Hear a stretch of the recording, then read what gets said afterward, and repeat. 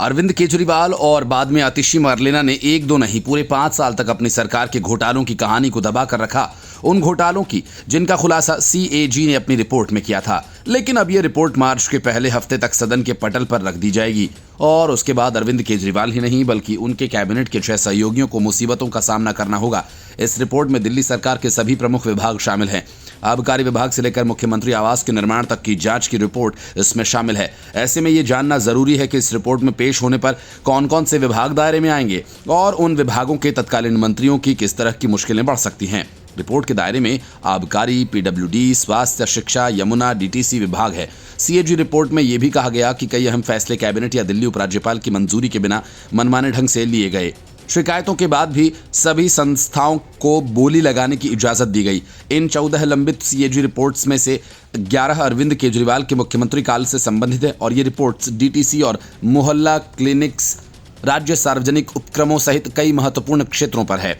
इन reports में आम आदमी पार्टी सरकार की बड़ी चूक और असफलताओं का विवरण होने की बात कही जा रही है। आरोप है कि सीएजी की रिपोर्ट में शराब घोटाला के सरकारी खजाने को 2026 करोड़ रुपए का नुकसान होने की बात कही गई है। शराब नीति को लागू करने में होने वाली चूक की बात कही गई है। ग्रुप ऑफ मिनिस्टर ने विशेषज्ञ पैनल की सिफारिश को नजरअंदाज कर देने की बात सामने आई है और आबकारी नीति मामले की रिपोर्ट के अनुसार दिल्ली सरकार ने इस मामले में एक्सपर्ट पैनल की सिफारिश को नजरअंदाज किया था।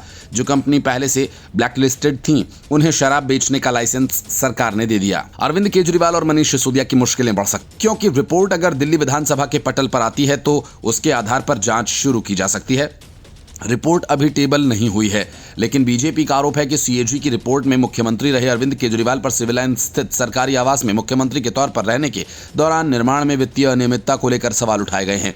सीएजी के निष्कर्षों का हवाला देते हुए भ्रष्टाचार का आरोप लगाया गया, जिसकी लागत 8 करोड़ रुपए से बढ़ाकर 32 करोड़ रुपए हो गई। बीजेपी का यह भी आरोप है कि 2022 में जब अरविंद केजरीवाल के सरकारी आवास का रिनोवेशन चल रहा था उस वक्त पीडब्ल्यूडी मंत्री सत्येंद्र जैन थे, जिन्होंने अरविंद केजरीवाल के सरकारी आवास के रिनोवेशन की परमिशन दी। सीएजी की रिपोर्ट में बड़े स्तर पर अनियमितता की बात कही गई है, जिसके कारण सत्येंद्र जैन की सूत्रों से मिली जानकारी के अनुसार सीएजी की रिपोर्ट स्वास्थ्य विभाग से जुड़ी गड़बड़ियों का भी जिक्र है। आरोप है कि कोविड प्रतिबंधों के कारण जनवरी 2022 का लाइसेंस शुल्क के रूप में 144 करोड़ रुपए की छूट रिटेल लाइसेंस धारियों को कैबिनेट की मंजूरी लिए बिना दी गई। इसके साथ ही बीजेपी का आरोप यह भी है कि मोहल्ला क्लिनिक में कई हजार फर्जी मरीज बनाए गए। ये फर्जी मरीज फॉल्स नंबर पर रजिस्टर किए गए। सीएजी की रिपोर्ट में बताया गया था कि 18,000 से ज्यादा घोस्ट पेशेंट्स बनाए गए। अगर ये गड़बड़ियां पाई जाती हैं तो मामला पब्लिक अकाउंट्स कमेटी को भेजा जाएगा और उसके बाद जांच के आदेश भी दिए जा सकते हैं, जिसके चलते दिल्ली सरकार के पूर्व स्वास्थ्य मंत्री सत्येंद्र जैन की कथित कैग रिपोर्ट को लेकर 144 करोड़ रुपए की छूट दिए जाने के मामले में मुश्किलें बढ़ सकती हैं।